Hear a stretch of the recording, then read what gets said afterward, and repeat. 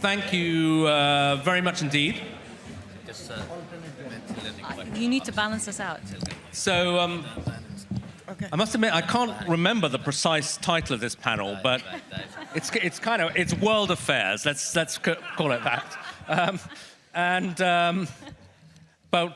And for World Affairs, we have a fantastic panel to discuss it all. Straight from one of the world's, unfortunately, one of the world's hotspots, we have Elina Nusseibeh, Minister of State for the UAE. We have Subramanian Jaishankar, the Minister of Foreign Affairs for India, one of the kind of most respected voices on the diplomatic planet, and Minna Valtonen, the Finnish Foreign Affairs Minister. So thank you all very much indeed. Mr. Jaishankar, if I could start with you. I think India's position, everybody's obviously one of the world's big powers, so what you do matters. And in Europe, people have been a bit equivocal about India's position on the Russia-Ukraine war. Why aren't you more committed to the Ukraine fight? Now you have another big war close at hand in Iran and so on. Explain to the audience here, you're sitting in Delhi, how do you see the challenges posed by those two conflicts and India's national interests and how you're trying to steer them? Mostly countries are committed to wars they fight and are equivocal about ones which they observe, as a general proposition. Yeah. So I can think of a lot of wars close to us where the rest of the world is quite equivocal. In this particular case, here's the challenge. You have, for the sake of simplicity, 4 parties, which is US, Israel, Iran. I'm using the Gulf as a part, though I accept they have a very differentiated position. And we have extremely good, extremely strong relations with all of them. So when you have then that situation, clearly your response... So to clarify, that includes Iran. You regard yourself as having good, strong relations with Iran? Yes, we have good relations, very substantial relations with Iran. Yeah. Now, I'm not saying the same. I'm not saying the 4 relationships are of the same quality. I mean, for example, clearly where the Gulf is concerned, we have 10 million Indians living in the Gulf. The largest number of Indian nationals who live outside India are actually in the UAE. Right. The Gulf countries are our primary energy suppliers. Many of them would be among our top 10 trading partners. I mean, if I use UAE as an example, you have a big community, huge trade, significant energy relationship, and in fact, much more than that, close defense and security relationship as well. So the challenge is in a quadrilateral situation where you have equities, arguably of a different order in each account. How do you manage them while addressing this conflict? Yeah. And are you feeling the domestic consequences of the war already? Because I think India's been unusually vocal in saying, look, the rising energy prices are driving people into poverty. Yes, because, when you are a low income or a low middle income country, then as indeed happened after the Ukraine war as well, an increase in energy prices hits a low-income country much more than it does a middle-income or a high-income country. And are you just stuck in the role of kind of frustrated observer, or is there much you can do to try to help? Well, I think at this time, much of the world is stuck in the position of a frustrated observer. But a lot of countries are trying to do what they can in this situation. Yeah. So it's not for want of trying. I mean, I'm again I'm talking about us alone, but I think, certainly there are not that many countries who would have relations, decent relations with all the parties involved. So clearly, we've sort of reasoned with the countries. We've been in touch with them.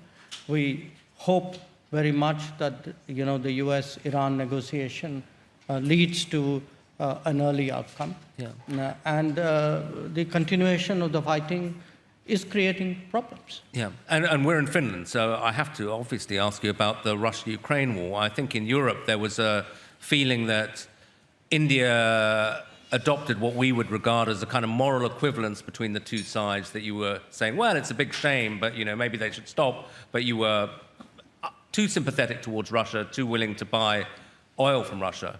So how would you explain that position to the people here? Well, I'd make two observations. I buy oil. I buy oil based on cost and availability.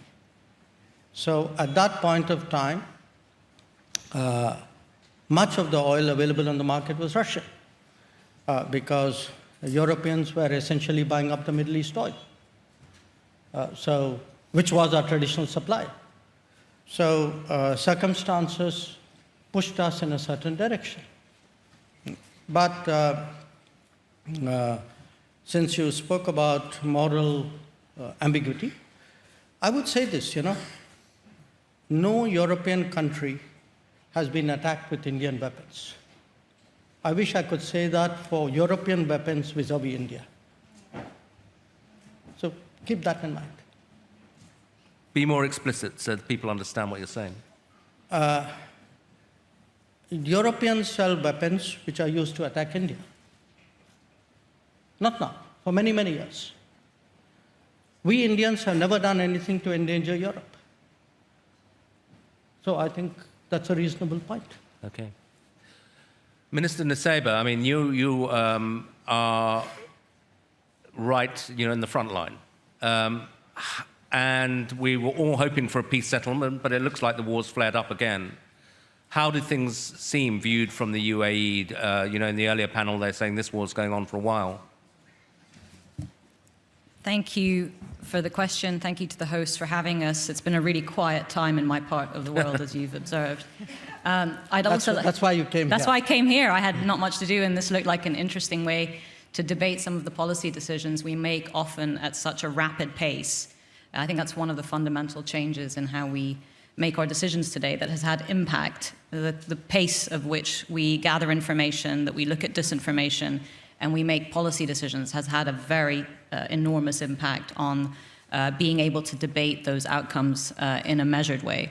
I'd really like to also thank both of you because you're doing a lot of my work for me today. The Ambassadors Forum, the UAE Ambassadors Forum is meeting in Abu Dhabi today, and they asked me to address it from my hotel room in Helsinki last night. I said I have far better practitioners sitting on the panel here today, so you are being webcast into the UAE Global Ambassadors Forum, so thank you for doing that as well. But it is a critical time that our ambassadors are meeting, and they are hearing a number of our leaders address them about some of the key takeaways that the last 100 days have shown us as a country, as we have faced, if you imagine Helsinki or New Delhi, facing over 3,000 drones and missiles in the space of 100 days, in a country that has been geared towards relative peace and prosperity for quite a number of decades. I think you can imagine the enormity of the shock that we've had to absorb in being able to adapt to that and to be resilient in those circumstances. So the first takeaway has been that the investment we have made in being resilient as a society, as an economy, but also in terms of our military capacity has paid off. That has really paid off, and that has been over a decade in the making. I think you've seen that we've responded to over 90% of those attacks successfully. And I see many of my colleagues, but also from the UN in New York, but also many ambassadors who have lived through that in the UAE, who have felt that the UAE protected them as if they were, like the Indian community, home. I think that's the other key takeaway about the UAE lesson and the model, is that it has been a one society response to this crisis. And it strikes me as I sit in Finland that has a very long border with a dominating regional hegemon, that there are more similarities in our region and in Europe today that have come to the fore in the last 2-3 years than perhaps we first realize when we look at each other across the waters, or when we take flights to each other's countries and when we visit each other's museums. There are a lot more similarities in the way the international system functions or misfunctions. And I think that's my second takeaway. And I heard this a lot in the very good opening remarks today from President Stubb and from President Ruto, that ultimately we're all in this room vested in this international system. It matters to us. What is playing out, or what has played out in Ukraine, and I remember that India and the UAE were actually on the Security Council when that disruption or that rupture or that disorder happened in 2022. We were on the Security Council together, looking at how the international system would respond. We were also facing similar disruptions in the Middle East, in Africa, with each continent, to a degree, saying, this is not my war. And I think that is the takeaway theme for me about the failures of policymaking and leadership, in fact, that has led to this trust deficit. It was only recently that we heard a European leader talk about the Iran war as not our war. And therefore, it shouldn't be surprising to a degree when the Ukraine war is not seen as our war in the African continent or the Middle East, and when other horrific conflicts that are raging in Africa are not seen as our war across the ocean. And I think that fundamentally is what has to change. That is fundamentally what has to change. It's another takeaway from this period.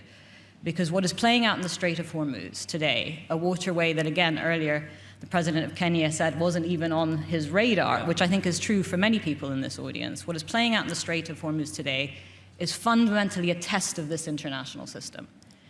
It is a test of freedom of navigation. It is a test of the concept of trade as a global public good. It threatens, as Dr. Jaishankar has said, a fifth of the world's energy supply. The UN has estimated upward of 45 million facing famine as a result. It's a third of the world's fertilizer supply. Many countries have not been able to lay down harvest for food, so food security is at jeopardy. It's $500 billion of container traffic. This is global trade being tested in a narrow strait that is 40 kilometers from us. Iran is a neighbor of 40 kilometers from us at our closest points. And I think how this plays out will have implications for other straits, and this has been said by many of the practitioners in this room. But it will fundamentally have implications for how we respond as an international system. For us, it's partnerships, and it's partnerships that President Ruto said are defined as partnerships, not necessarily alliances, and I think Dr. Jaishankar said that. Yeah. It's resilience, it's alternative routes, and it's the international system. Yeah, I mean, you spoke about resilience and you sound admirably calm for somebody, you know, in the middle of a war zone. But one of the things that people have also said is that the UAE in particular, it's had this golden era, incredibly high international profile, Dubai, the safest city in the world, money, you know, coming in, and that you do have resilience and you could survive it for a while. But the longer the war goes on, the more the threat to your model, to you know, for such an international city. So how much longer can you kind of cope with a situation like this without it taking a real toll on the UAE? Thank you for the question, and I think it's a fair one.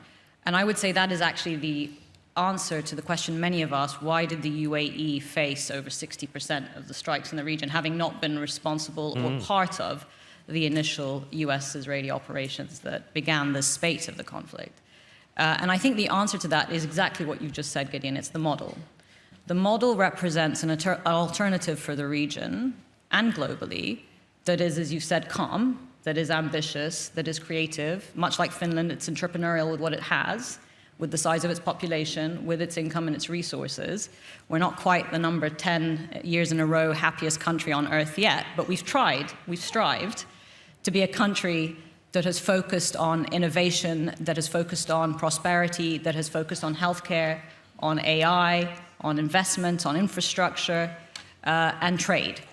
And I think that model is what is under threat today, which is why in our defense, much as Ukraine has defined its defense as existential, I think the UAE sees the defense of this model, not of our country. We've been able to do that quite calmly, and I think we'll continue. We've actually demonstrated incredible capacity that was perhaps not taken into account before. But I think the UAE has demonstrated also that it has vision. And ultimately, capital flows to places not only that demonstrate resilience, but that show an alternative vision to the dysfunction that we're seeing from many leaders and systems around the world today. So countries want to see a country that has good governance, good laws, and ability to defend itself. Capital today is not risking environments that are completely safe because they don't exist. They don't exist. So showing the resilience actually has made us a better bet, and I think showing the vision has made us a better bet, and that's what we're doubling down on. Gideon, if I can just answer another question that you've posed in that. We're also looking at our strategic autonomy in very serious ways and in an accelerated way. So by the end of 2027, the Strait of Hormuz for us will not necessarily be a route we need. Today we're already getting over 70% of our product out to market. By the end of 2027, in terms of energy export, it will be at 100% through other pipelines. So what is at stake at the Strait of Hormuz is not necessarily for a country that's already over 70% non-oil GDP. It's not necessarily what is going to define our future economy, but it is going to define what happens in the global economy, including, as I come back to it, the issue of famine and food security, which is why I will say to the audience here, I think what happens in the Strait of Hormuz is your problem. I think what happens in the European continent is our problem. And I think the role that countries like India and the UAE play in trying to bridge the realities of great power conversations is part of our problem as well, and the role that we can play. Okay. Elina, Valtonen, you know, you're sitting right next door to Russia, to Ukraine. Do you really have, to use the modish term, the bandwidth to engage with another conflict with the Iran war, or is it really, if you're sitting in this part of the world, all about Russia and Ukraine? Well, of course, you have to concentrate on everything that's going on in the world, and plus everything is interlinked too. First, I would like to start, though, with referring to what Dr. Jaishankar said earlier on buying oil from Russia. Let us remind ourselves that Europe in itself, or when we introduced as the West the oil price cap, the idea was not to prohibit the world from buying Russian oil, right? So in India's defense, and I do understand that India is buying Russian oil, at least mostly within the oil price cap, that's basically the intention of the entire system, because when that was introduced, the entire idea was not to disrupt the entire oil market, but essentially to make sure that, yes, oil is supplied also from Russia, but Russia is not just making a massive margin out of it. Mm-hmm. So in that sense, it is and has been working, even though the Iran war now, of course, has a little bit disrupted the entire idea to the extent that, for instance, the US has put some of the sanctions out of place, at least for the time being. But that about that. But of course, Russia's war against Ukraine is an existential question to Europe. And I would say more to the world as well than perhaps countries tend to think. And I do also subscribe to the idea what also Lana said earlier, that you know, we can't afford the thinking that this is not our war. I think it's fair to say in the context that, yes, it is not NATO's war, because NATO did not attack Iran, right? But to the extent that nobody wants to see a nuclear Iran, and nobody wants to see, for instance, the Iranian authorities killing their own citizens on the streets, then definitely it's a global issue and something we need to take care of, like is the Strait of Hormuz. I mean, Finland is committed, or has committed itself to the French and UK initiative to essentially making sure that traffic happens once the hostilities are over. And now we're just waiting for the deal. Yeah. We may be waiting some time. But talking about, though, the war next door, Russia-Ukraine, it seems to me there's been a real shift in mood in the last couple of months, that if you'd had this conversation a year ago, it would have been very pessimistic about Ukraine's chances. 6 months ago, people were saying, or I was in Ukraine in February, and it was, you know, they felt, okay, we survived the winter, but this feels endless and we're going to be back here in another year's time and it's taking a big toll on us. But these deep strikes by the Ukrainians into Russia, plus signs of kind of grumbling openly within the Russian elite that the war's not going well, do you feel we're kind of at a turning point? I think so, and I certainly hope so. I don't think there's an end to this war unless Ukraine, in some shape or form, wins. Because otherwise, That's Russia... an interesting point, but in what, because sometimes, some of the Americans would say to me, even the Americans who are backing this, Ukraine's not going to win. Moscow's not going to fall. There's got to be a settlement. Yeah.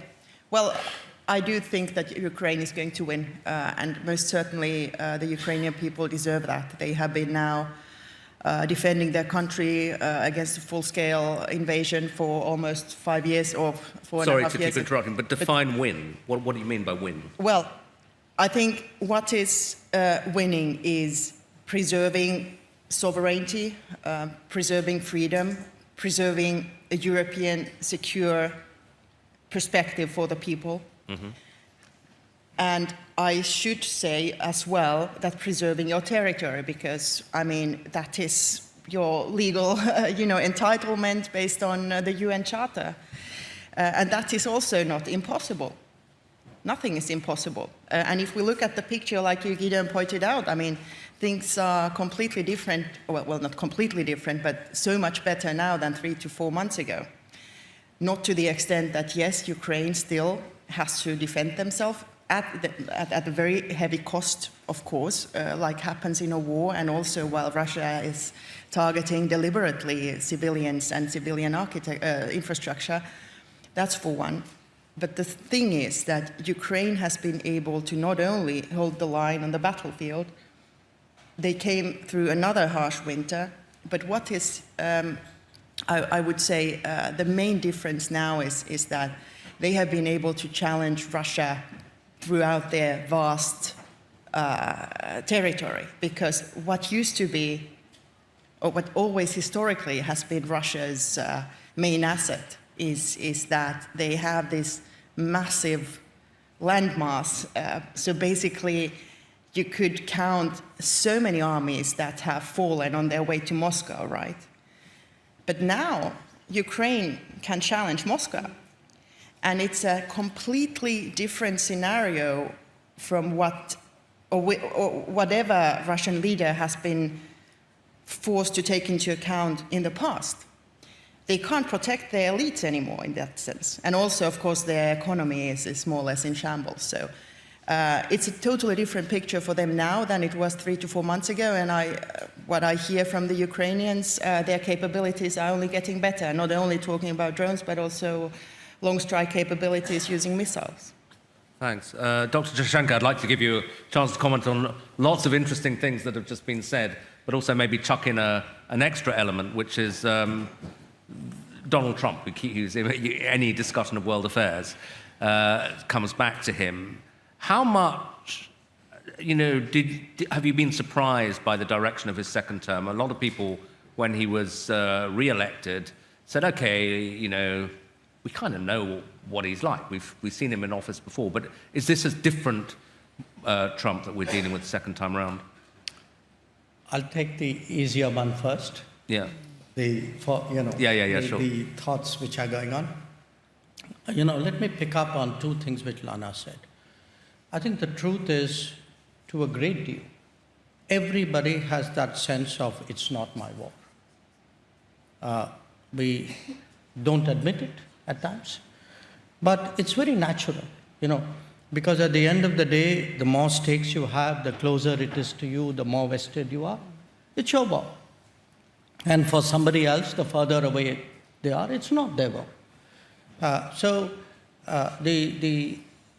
I think there needs to be a degree of understanding of that, and the expectation that, my war, as I said, I've had this statement thrown back at me repeatedly, so I don't repeat, I don't want to dwell on it too far, but I think the expectation that in the sense Ukraine, because it is so strong in Europe's calculus, is therefore shared by the rest of the world to the same degree. is no more reasonable than the rest of the world. Each region would have its own priorities. So again, because we keep coming back to Russian oil, look, when we didn't buy significant amount of Russian oil till 2022. Circumstances compelled us to get into that market. And I must say, the Russians have been steady suppliers because they put the cargoes out there, and you go out there and buy oil, whichever is the most reasonable and available oil. But I do want people to remember this. At that time, the US specifically asked India to buy Russian oil to stabilize the world markets. Yeah. Okay? Right now, if you see, after having first put tariffs on us last year for buying Russian oil, the US then again lifted its sanctions because on Russian oil. They need the oil price down again. Yeah. So let's not pretend that there is some great principle involved here. I mean, if it is on, off, and do it when it suits us and don't do it when it doesn't suit us. I mean, come on, we are all the adults in the room. We know what the game is. So I don't think making this about sanctimony is really warranted. Okay. Well, if you don't like sanctimony, then Donald Trump's your guy. He's very frank about. But wait, hang on. I have one other point. Yeah, please. And that's the resilience point. Because you asked me saying, what are you doing other than, what can you do other than being a frustrated observer? No, I think, look, there are immediate responses. There are short-term, medium-term responses. What, for example, we heard from Lana is UAE, for example, is de-risking by trying to build alternative evacuation routes for its energy. So what we're going to see to some degree is the Gulf itself de-risk the Gulf. Okay? To some extent, the rest of the world will work with the region also to build redundancy, and the IMEC, the India, Middle East, Europe Economic Corridor, is envisaged as one such initiative. But the third one, which is really interesting, I cite my own country as an example. Today, our largest oil supplier, little less than 40%, is Russia. Our largest gas supply is the United States. And that was not the case till the 28th of February of this year. The main supplier was Qatar. Sure. So what is happening is the world is also de-risking on the region. People are looking for alternative energy sources and saying, okay, I'm prepared to buy at longer distance, maybe at a higher cost, but there is a greater security about it, predictability about it. So what I see in a way is that the global energy scenario will fundamentally change after this. Now, I'm not unidimensional. I'm not saying, for example, in India's case, our relationship with the Gulf is only about oil. As I said, we have many other factors, including people, talent, skills, business, security. But definitely, the way the energy flows were on the 27th of February before this war started, it's going to be significantly different, possibly irreversibly different, once this phase is over. So in an interesting way, just like the Ukraine conflict changed the energy flows for this region, what the Iran conflict is going to do is probably change the energy flows for Asia, certainly, possibly for much of the world. Your question on Trump, I was coming to that. Look, it is natural that people would extrapolate from one term to another. But it is also a fact that the second term, the politics of the second term was significantly different. And I think the politics of that and how America itself and American sort of institutions and systems have reacted to that has been extrapolated onto the rest of the world. In a sense, the answer is a kind of a yes and a kind of a no. I think what the first term and the run-up to the election had shown us was that there would be a very high degree of change. Okay, and you have to kind of acknowledge it, that much of what happened was actually declared in advance. Tariffs, for example. It's just that a world accustomed to its habits did not actually think this would be carried out. Okay, this is rhetoric, but it won't become policy, or policy would not become practice.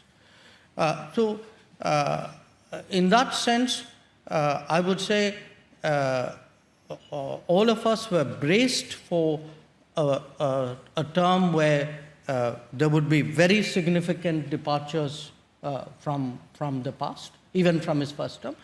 But I think probably most of us, I really can't think of anybody who was not, did not probably expect it to be as radical as it turned out to be.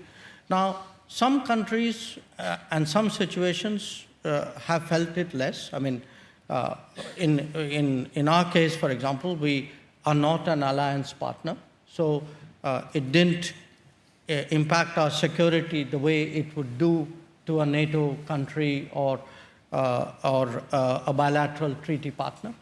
There would be, countries who in other areas were all affected, like in tariffs. There would be some countries who were more affected on, say, immigration. So pick the issue and you would get, the world was unevenly impacted. But absolutely, I think all said and done, the world really did not see the intensity of that departure from previous policies in the second term. Yeah, and Minister Nusseibeh, I guess, Donald Trump, as we're just hearing, he's surprised us in many ways, continues to surprise us. And I think one of many states in your region, even if they were suspicious of Iran, were surprised by the US-Israeli attack and not particularly pleased that they weren't consulted in advance. But now the war's going on. I mean, we were hearing earlier that it's a mistake to say the Gulf, everyone's reacting the same way. People have different views. And the UAE, rightly or wrongly, you tell us, is regarded as the most hawkish of the Gulf states, as the one that says, okay, this war's started, now we've got to kind of finish the job. And people are very intrigued by the closeness of your relationship with Israel. So tell us about it. I think, different countries had different risk appetites in the response to what was an unprovoked Iranian aggression on a number of Gulf countries, but also Jordan, after the beginning of US-Israeli operations. And you're right, we were surprised. And you are also right that we were doing a lot prior to February 28th to try to make sure such an escalation didn't happen. I myself was in Tehran 3 weeks prior to the 28th of Feb, meeting with the foreign minister and other senior officials in the foreign ministry to talk about the last decade of our foreign policy, which was really trending towards economic incentives for Iran's integration into the region. In the same way that we had also, I think, in a step change for regional policy in 2020, joined the Abraham Accords, reverting decades of a stalemated Arab position and trying to also incentivize Israel, not only for a different economic integration into the region and a bilateral partnership with us and the other Abraham Accord countries, but also to understand that the full comprehensive peace dividend could also be achieved through the two-state solution for the Palestinian people also and self-determination. So trying to change the script in that way. I think the jury's still out on both of those initiatives. Obviously, Iran's unprovoked attacks on us and other GCC countries has, as Dr. Jaishankar said, galvanized the regions in ways that some of which we've absorbed and some of which we cannot possibly absorb until we're through, I think, this very inflamed period. But there have been some lessons. I think one of them is that obviously while we trend towards de-escalation, exercising our full rights under Article 51 of the UN Charter in self-defense actually created a deterrence that was needed and has been established. Two, that we continue to play the role of trying to see a pathway through for regional integration of all the countries in the region. I think Dr. Jaishankar's point on diversification of global energy supply, but also corridors for everything from tech to AI to container traffic, whether it's IMEC or I2U2, will pay the peace dividend also of the other relationships, including that with Israel, because we are being given no other alternative. 3, the partnerships with countries are going to be based not necessarily on language or shared history or regional proximity, but on shared vision. And I think this is something that has really come to the fore of UAE foreign policy. So it's been a decade, if we talk about global energy transition, where we have been focused on global energy transition to clean energy in any case, in spite of, without knowing that this war was coming. And we are doubling down on that. It has been a decade where we have been massively invested in AI. We'll be building the biggest AI data center in the UAE outside of the United States in partnership with US tech. That's been a long-term perspective. With India, I remember, and I've seen the dinner table many times, where His Highness Sheikh Abdullah and Dr. Jaishankar decided not only would we sign a free trade agreement with each other, but that we would negotiate and conclude it within 88 days. India and the UAE. And it may seem like an agreement that was negotiated and concluded in 88 days can't have had that much impact, but actually the estimated trade figures and targets of 100 billion in trade has already been exceeded. We've set a new ambitious target of 200 billion by 2032. So I think we're showing that it's not necessarily the regional groupings of the past that determine the outcomes of our future, but it's the shared vision. Yes, we've responded. Sorry, Gideon, go ahead. Please. No, so yes, we've responded in a way that I think has asserted a necessary defense, but don't forget we were also under severe attack. But at the same time, we've maintained that the vision that we offer in our country, in our region, the 200 nationalities living there, although we are a small population ourselves, the investments we've made in tech, in AI, in diversification, in clean energy, and in education are the right trajectory for the region, not the one that Iran and other countries have pursued that have trended towards funding of state proxies in other countries, in other Arab centers, or a ballistic missile weapons program that seems to have been designed to be aimed at regional partners, not at threats further away.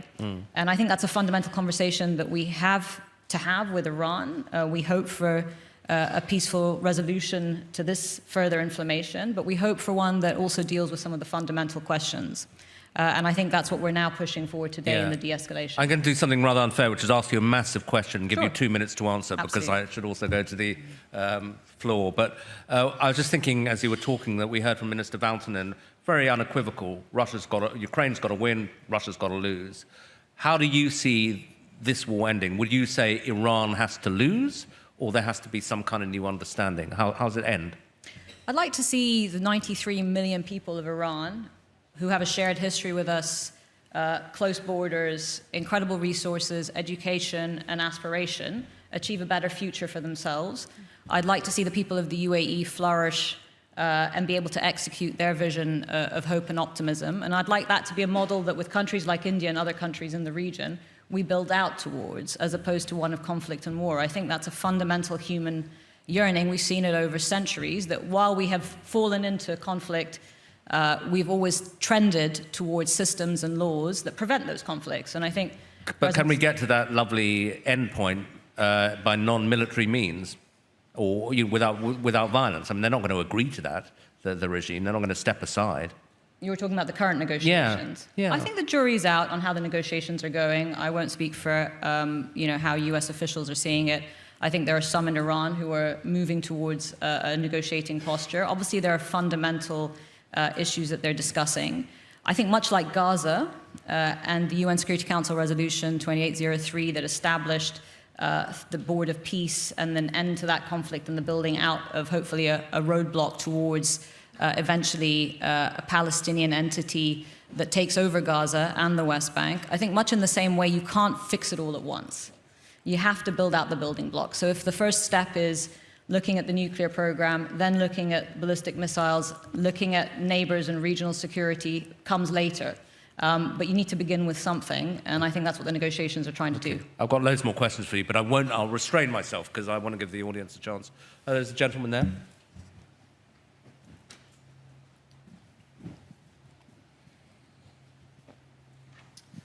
Thank you very much. My name is Mikko Savola, Member of the Parliament and Vice Chairman of the Defence Committee. Thank you for the very interesting debate. My question is about the defence industry. In Finland, we have very good companies such as Nokia, ICEYE, Patria contributing to communication, space technology and the defence manufacturing. And Finland is as well rapidly expanding its defence industry as almost all the countries in Europe and the world at the moment. So we have very strong knowledge, very important capabilities on the global as well. But my question is to you, like, can the global defence industry keep pace with rising security demands? And how do you see, can countries like Finland, UAE and India strengthen defence industrial cooperation in an increasingly competitive world? Thank you. Minister Jaishankar, do you want to take that first? Your compatriot Samir was saying India's buying European these days. So. Okay. Well, actually, we happened, Minister Valtonen and I, to be discussing that very issue before we came to this meeting. We signed many deals. We're not supposed to say that. I think the price just went up. Look, here's really what's happening in the defense landscape.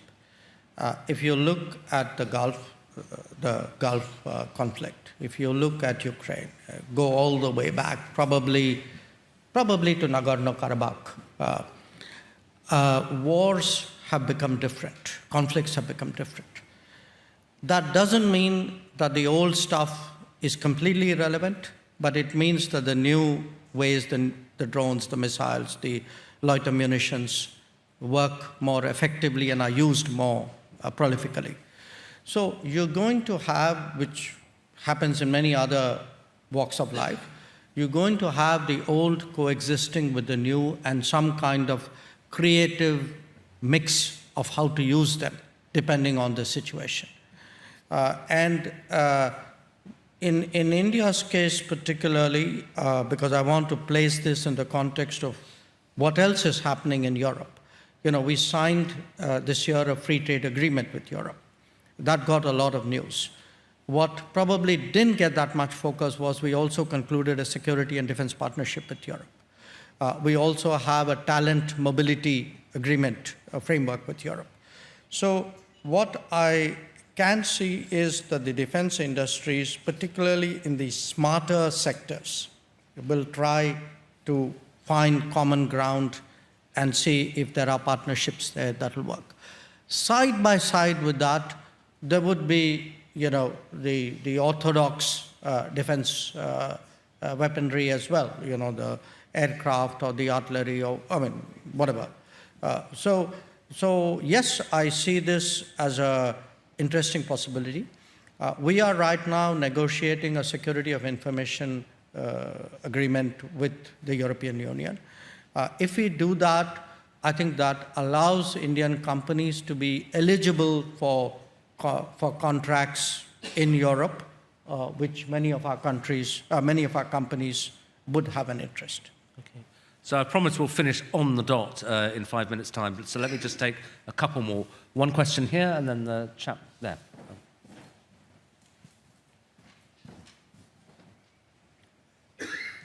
Thank you so much for interesting conversation. My name is Minja Koskela and I'm the chair of Left Alliance. In the earlier panel discussion, there was a discussion about multipolarity, which was explained so that there are multiple small conflicts in many points and many parts of the world. And my fear is that whether these conflicts are big or small, they will lead to enhancing protectionism instead of international cooperation and multilateralism. And to some extent, I believe that that has already happened. So my question would be to you, through which institution and with what kind of practices we could ensure that we would lean towards each other and preserve multilateralism instead of enhancing protectionism? Okay, and then chap there. Thank you very much for the discussion. I'm Robert Sundman, I'm a Finnish journalist. My question is for Minister Nusseibeh.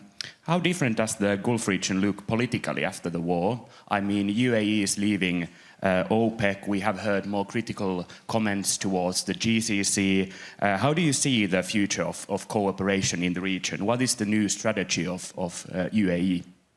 Okay, why don't you start with that, and then maybe Minister Jaishankar can take multilateralism. I think what's been described today is the evolving asymmetric nature of the warfare we're seeing in many of the zones around us, and how we've absorbed those lessons and taken from them, I think, is defining the change as we go. It's difficult to give a direct answer because we are still in process of analyzing and thinking through our response to it.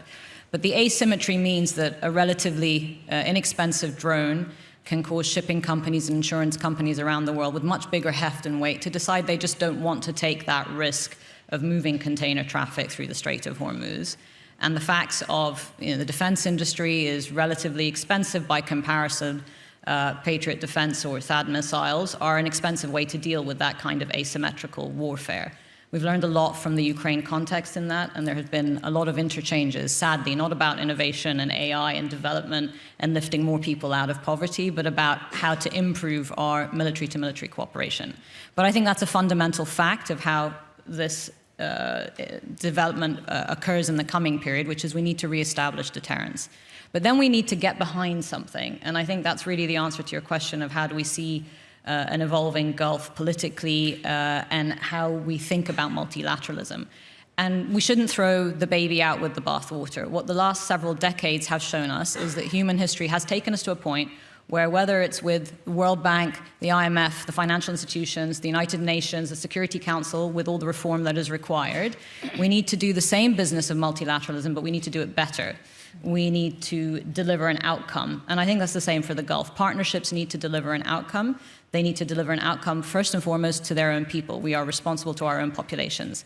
But we have, in this global community, also a responsibility to each other. And I think that's a changing nature, again, of UAE foreign policy. We will look for diverse partnerships with other countries that have that shared vision.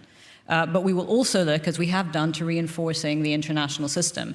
I don't think it's a bug, but a feature that over 135 countries condemned the closure of the Strait of Hormuz and also condemned in the GA Russia's attack on Ukraine. I think that's a fact because international law still becomes something that we all fall back to. It is a good system. We need to reinforce it. At the same time, minilaterals, smaller groupings, IMEX, I2U2s, Pax Silicas, the BRICS that Dr. Jaishankar chairs right now, other communal groupings of countries that can be more agile, the EU and the 27-nation bloc, could be ways in which we cooperate more agilely in the future as well. Dr. Jaishankar, last word on that? I chaired the Quad also while I was about. Yeah. It's quite a feat to do the BRICS and the Quad together. No question, multilateralism is under stress. And the needle has moved more towards, call it what you will, unilateralism, protectionism, etc., etc. But we need to kind of distinguish between the baby and the bathwater here. I don't think because multilateralism is not working effectively, we should junk it. It still is the best game in town. It needs to be improved. It doesn't need to be discarded. And in fact, a point which Lana made just now, which is on an issue like the freedom, the maintaining an international waterway. Multilateralism has a power. It does matter how many countries finally support it or sign up to it. This is part of a bigger problem, and that is a problem of a world in transition. The debate is you can't, have an insulated debate about multilateralism and globalization versus unilateralism and protectionism without understanding that all of this is happening because some parts of the world are stuck to where they were 80 years ago, and other parts of the world have moved. And there is a tension out here, and there's a politics out here, which is reflective of that tension. So we would all want a reasonable solution, part of which is, of course, the reform of the UN, but a lot of it is also going to be the politics of many countries and how it plays out in those countries, how this rebalancing of the world order would happen, because we've had an economic rebalancing. We are now seeing a political rebalancing, to some extent a cultural rebalancing. So it is going to be a fairly messy situation for a predictable future. Okay, I know you've got to go. Do you want to have a last word, Minister Valtonen, or have you got to rush? No, well, thank you. Not much to add, but a couple of points. First of all, Finland is running for the UN Security Council 29-30, so please keep that in mind, and thank you for... Me too. Exactly, We're supporting both of you. 28, 29. Exactly. So we will be cooperating there as well. And I think, well, this has been a fantastic debate. Thank you, dear colleagues. And I guess this place shows why it's pretty cool to be the president of the happiest country in the world. So thank you, Alex, for having us here. Thank you. Thanks. Cheers. Okay, thank you, everybody.